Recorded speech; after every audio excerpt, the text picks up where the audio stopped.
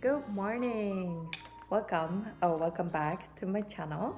I'm just a humble knitter enjoying knitting as a hobby since 2018. I live in Alberta, Canada. It was snowing 2 weeks ago when I was doing this Wednesday knitting video, and today it's an amazing weather. It's like 30 degrees.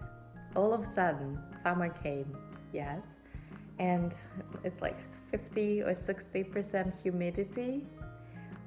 It just feels so nice. I feel like my hibernation is over, and I feel like my life is coming back, if that makes sense. I don't really know what I'm saying. But anyways, in summertime, I usually slow down knitting, but I'm slowly making a progress on my current project. So let me show you. By the way, I'm knitting a put in it design November jacket, and this is for my mom's birthday coming up in October. Yes, October. So let me, okay.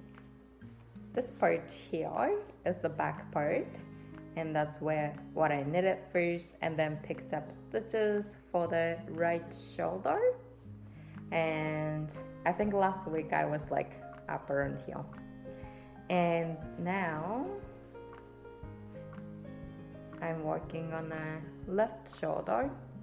I'm gonna keep knitting until I get the same length as this part, and after that I'm gonna put this, and this part, all three parts together on one big cable and keep knitting until,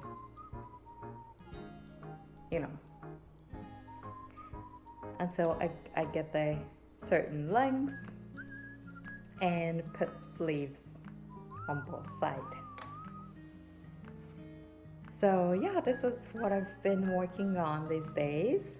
But the reason why I significantly slow down knitting in summertime is because I have other hobbies that I enjoy doing in summertime. So I want to talk about my other hobbies that I enjoy in summertime. So one of them is gardening. Well, last year I was growing some plants in a garden box, but this year we tilled the one section of backyard, and that's where I'm gardening, and I have no idea what I'm doing, to be honest. I planted tomato plants, basil, corn, fava beans, carrots and radish, and some dill herbs. Oh, and also cilantro. My cilantro is becoming brown. Basil looks very unhappy, like all the leaves are like me. So I don't really know what's wrong. If you are watching this video and if you know something about gardening or have an advice to me, please let me know in comment. I appreciate it so much. So that's one thing that I enjoy in summertime. Another hobby. Okay, I found it extremely hard to chat and knit together. Okay, I'm gonna knit and chat. Okay, so another hobby that I enjoy during the summertime is cycling. I have a road bike and my husband has one, so we sometimes go for a bike ride in the evening or go for a big bike ride on the weekends. And in the summertime, bicycle is mean of transportation, so I just ride my bike to go wherever. And I don't mind riding in the city, because city had some bike lanes. Some of the bike lanes you still have to ride with other vehicle, but some bike path, if you choose certain path, you have a bike lane separated from the traffic, which is nice. So yeah, I don't mind riding in the city. I also love riding my bicycle in the mountain. Not a mountain bike, but for example, Canadian Rockies on the highway, you just ride the shoulder part of that highway. That's what I love. A couple years ago, I joined a bike trip You start from Jasper and ride to Nodeg. So first day you ride about 50k, second day you ride 120k with long uphill, and the third day you ride 30k. No, 50k or 60 or something like that. It was such a fun trip. I had never done cycling in the mountain, and you know, when you go to Canadian Rockies, you see those cyclists riding in the mountain, right? And I had seen those people, and every time I was like, oh, I want to do it someday. And yeah, I just loved it. I still enjoy driving in the mountain, but same mountain, same scenery. But what you see when you're on a bicycle is kind of different from what you see when you're sitting in the vehicle.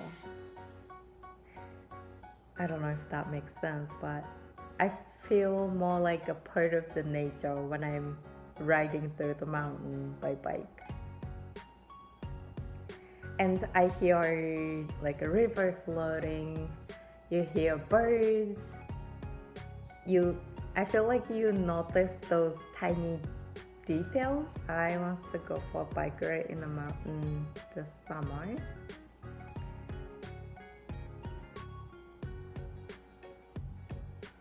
Yeah, so if I can do anything in the future, okay, if you can do anything in the future, what would you do? Me, I would go for a bike trip, like a 1 month or 2 month bike trip.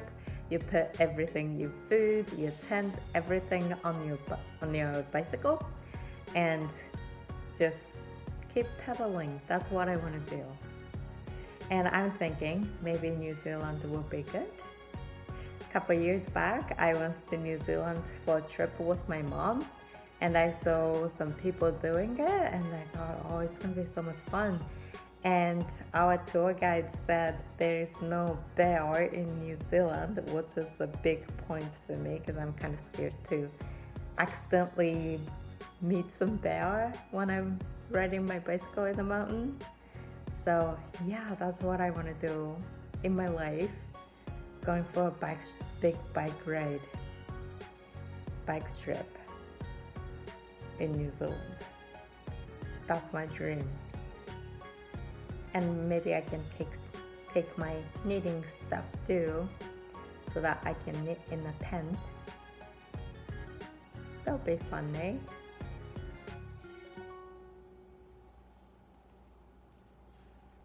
I'm so terrible knitting and chatting at the same time.